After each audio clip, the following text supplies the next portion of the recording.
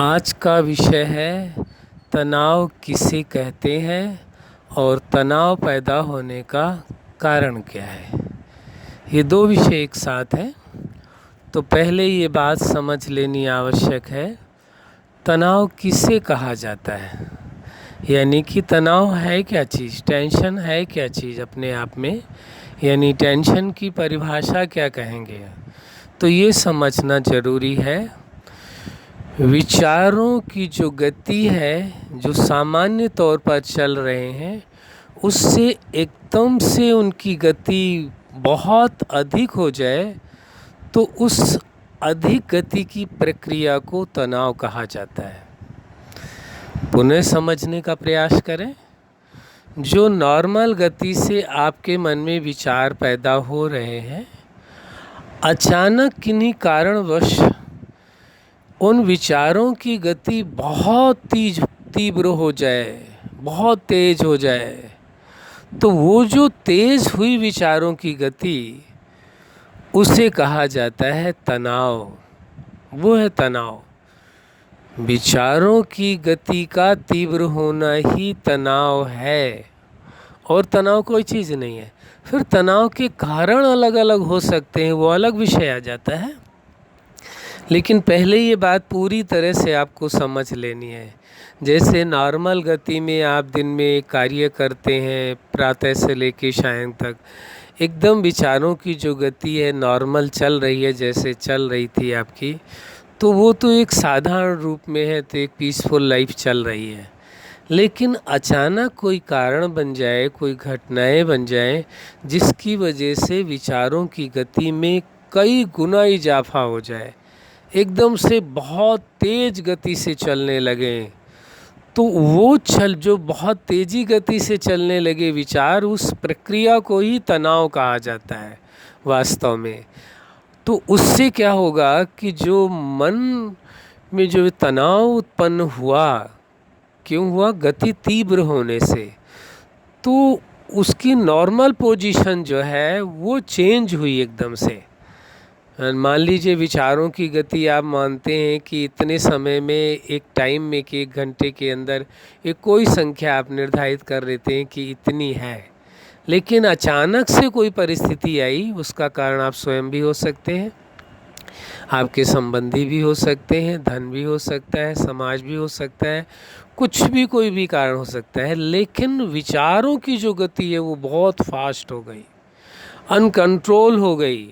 आप उन्हें रोक ही नहीं पा रहे, वो रुक भी नहीं रहे। आप चाह रहे रोकना, मन को शांत करना चाह रहे हैं, लेकिन वो विचार रुक ही नहीं रहे, जिसके कारण से ना आप कोई कार्य को अच्छी तरह से कर पा रहे हैं, चाहे वो आपका व्यक्तिगत शारीरिक कार्य हो, कोई भी कार्य है जो आपका व्यक्तिगत कार्य है, ना उनको आप अच्छी तरह से कर पा रहे हैं। कार्य तो कर रहे हैं, लेकिन उसमें विचारों की इतनी अधिक तीव्रता है जो आपको उस कार्य में डिसबैलेंस हो रहा है, आप उसमें डिस्टर्ब हो रहे हैं। वो जैसे कर रहे थे पहले, नॉर्मल लाइफ थी, वैसे नहीं हो पा रही है।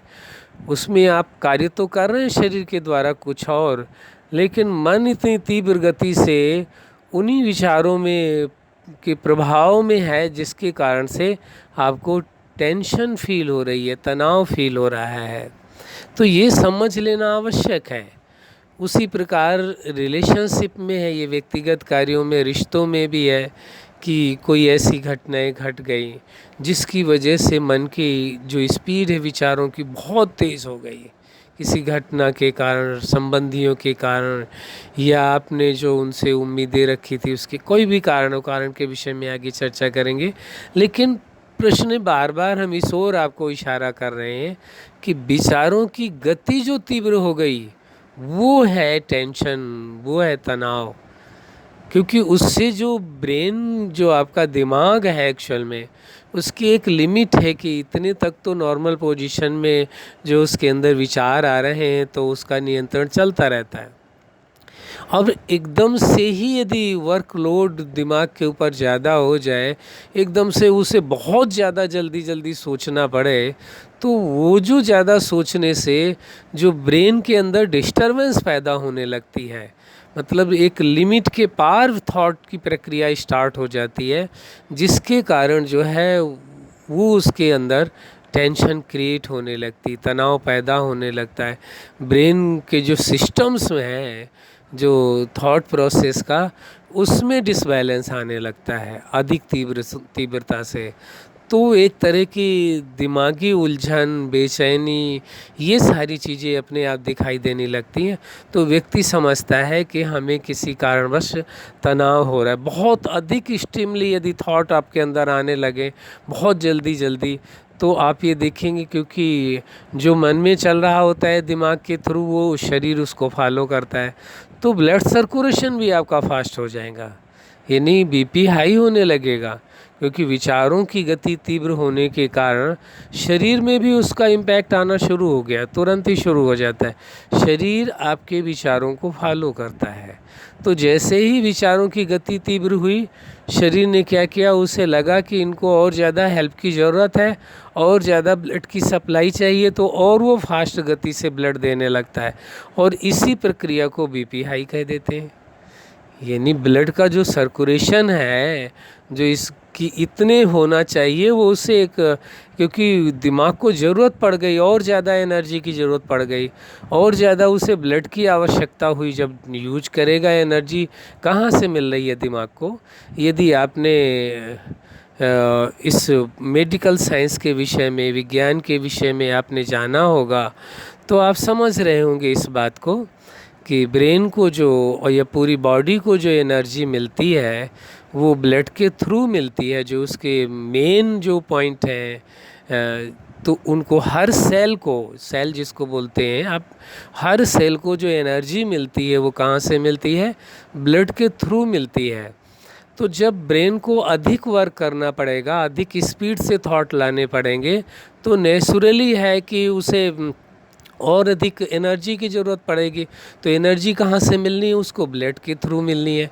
तो जैसे ही तो ब्लड अधिक सप्लाई होने लगी, ब्लड की स्पीड बढ़ गई, स्पीडली ब्लड उसको मिलने लगा। तो जब ब्लड की स्पीड बढ़ गई, जो स्पीड है नॉर्मल, उससे स्पीड बढ़ गई। क्यों बढ़ी? क्योंकि ब्रेन को ब्लड की सप्लाई ज़्यादा ज़रूरत पड़ी। क्यों ज़रूरत पड़ी? क्योंकि ब्लड के थ्रू ही ब्रेन को एनर्जी मिल रही है। जो हर सेल है उसको एनर्जी मिल रही है, हर न्यूरॉन को एनर्जी मिल रही है, हर सेल को एनर्जी मिल रही है। तो जो हर सेल को एनर्जी चाहिए, वो कहाँ से मिल रही है? ब्लड के थ्रू मिल रही है। वो उसका प्रोसेस क्या है वो आप लोग जानते हैं, उसमें डिटेल में बताने की आवश्यकता नहीं है। तो बाकी फिर कभी ऐसा विषय होगा तो इस विषय में चर्चा की जाएगी। तो क्यों तनाव फील हुआ?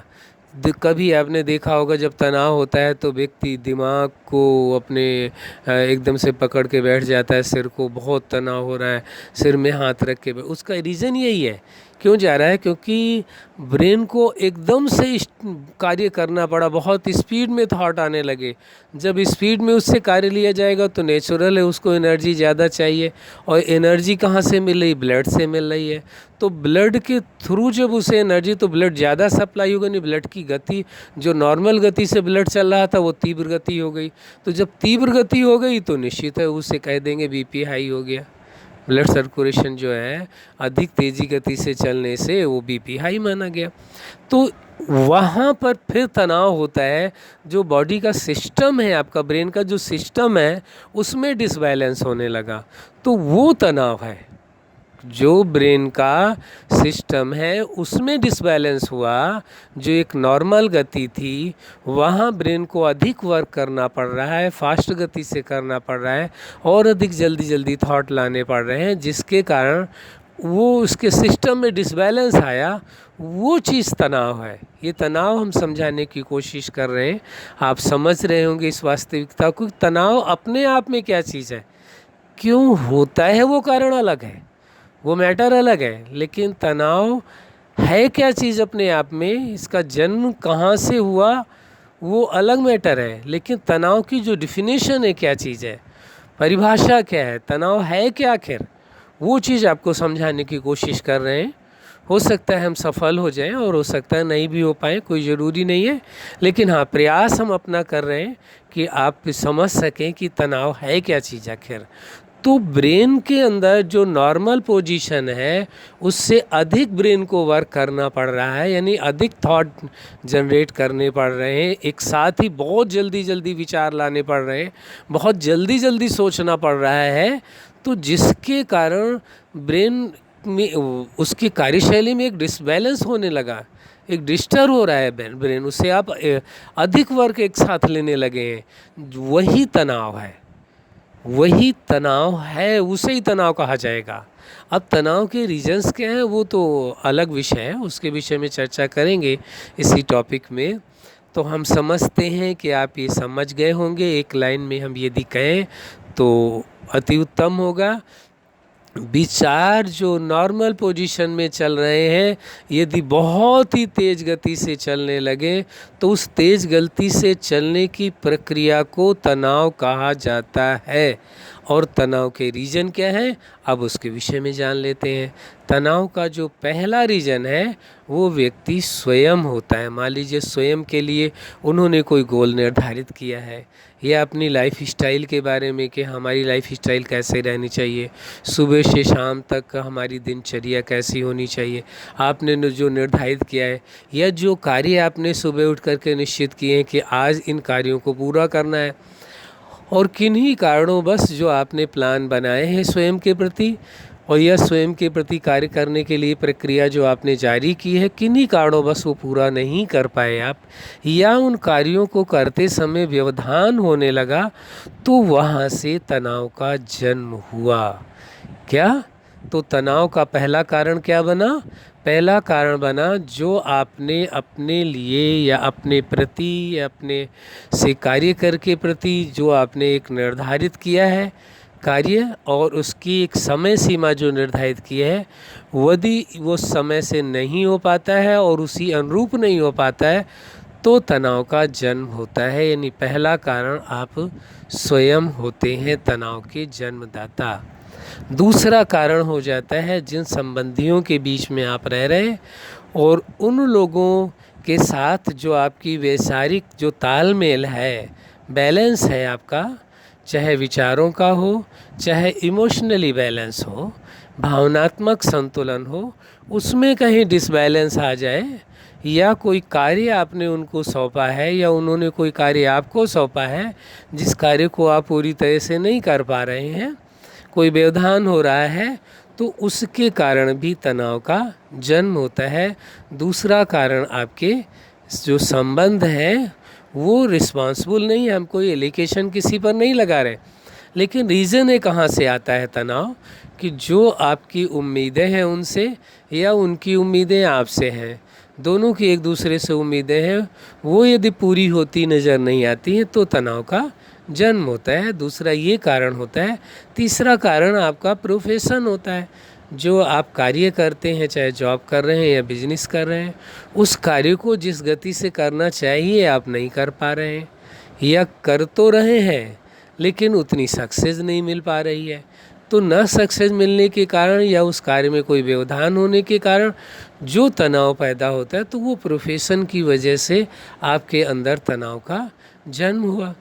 इसके बाद आपका आ जाता है कि जैसे आपकी फैमिली का या मैरिज लाइफ का मैटर आ जाता है, जो आपने शादी की है, जो आपकी पत्नी है, आपके बच्चे हैं, तो उनके बीच में जो एक दूसरे के प्रति उम्मीदें हैं उनके अकॉर्डिंग यदि नहीं चल पाते हैं आप या कोई दूसरा, तो उसके कारण भी तनाव पैदा हो जाता है। धन भी कारण हो गया, प्रोफेशन में इस धन का कारण बन गया। उसके बाद सोसाइटी भी एक कारण बन जाती है तनाव का। कैसे? जो समाज के पैरामीटर्स हैं, समाज के मापदंड हैं, ये समाज के जो नियम हैं, उन नियमों के विपरीत आप चलने लगते हैं, यह समाज आपको ऐसा लगता है कि समाज जैसे आपके विपरीत हुआ जा रहा है, आपसे लोग, समाज के लोग जो हैं विपरीत हो रहे हैं, समाज के लोग आपकी बात मान नहीं रहे हैं, या आपका रिस्पेक्ट नहीं कर रहे हैं, या आप उनका रिस्पेक्ट नहीं कर रहे हैं, दोनों ही कारण हो सकते हैं।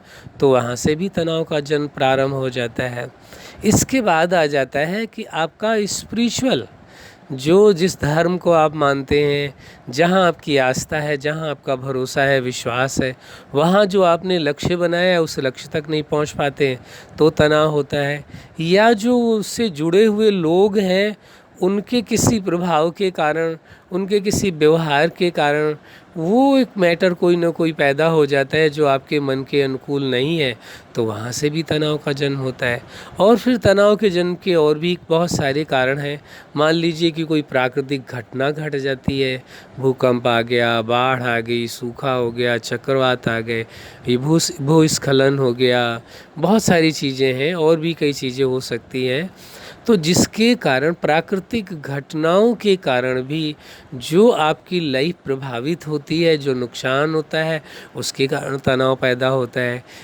या अचानक कोई महामारी आ जाती है, कोई वायरस ऐसा आ जाता है या कोई महामारी आ जाती है जिससे बहुतों के जीवन को नुकसान हो जाता है, आर्थिक, सामाजिक और व्यक्तिगत हर तरह से नुकसान होने लगता है, तो वहाँ से तनाव का जन्म होता है। तो ये तनाव के जन्म होने के और भी अनेकों कारण हैं, एक दो कारण नहीं है, इनकी कोई लिमिट नहीं है।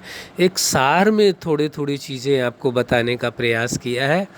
तनाव क्या है और तनाव के कारण क्या है, इन दोनों विषयों में हमने बताने की कोशिश की है। कि एक लाइन में फिर से यदि हम बताएं, तनाव के कारण जो आपने मन में विचार किया है, जो सोच रखा है, या आपने जो आपके इमोशंस में या आपकी कल्पनाओं में, आपकी भावनाओं में और आपकी कल्पनाओं में जो आपने एक ग्राफ तैयार किया हुआ है, जो एक ऊंची भावनाएं रखी हुई हैं, या लोगों के प्रति स्वयं या औरों के प्रति जो उम्मीदें रखी हुई हैं, वो उम्मीदों के अनुसार सब कुछ जो आपने सोचा हुआ उसके अनुसार नहीं चलता है, तो फिर तनाव का जन्म होता है। चाहे वो संबंध हो, चाहे व्यवहार हो, चाहे लाइफ स्टाइल हो, चाहे कुछ भी हो, ये वो प्राप्तियां हो, या जो आपने गोल रखे उन तक नहीं पहुंच पा, कोई भी रीज़न हो सकते हैं, वो तनाव के मुख्य कारण आपको बताए गए हैं। बाकी और आगे वीडियोस में आपको पता चलते रहेंगे। अच्छा, आप अपने जीवन में सफलता के शिखर तक पहुँचे। तनाव क्या है इस सच्चाई को जानकर, और तनाव के आने का कारण क्या है इस वास्तविकता को समझकर, और अपने जीवन से तनाव मुक्त कैसे रहें उस प्रक्रिया को समझकर अपने जीवन को अच्छा बनाएं, यही हमारी हार्दिक शुभकामना है। सदा खुश रहें, मुस्कुराते रहें, और तनाव से मुक्ति कैसे हो वो अगले टॉपिक में सुन सकेंगे। अच्छा, धन्यवाद।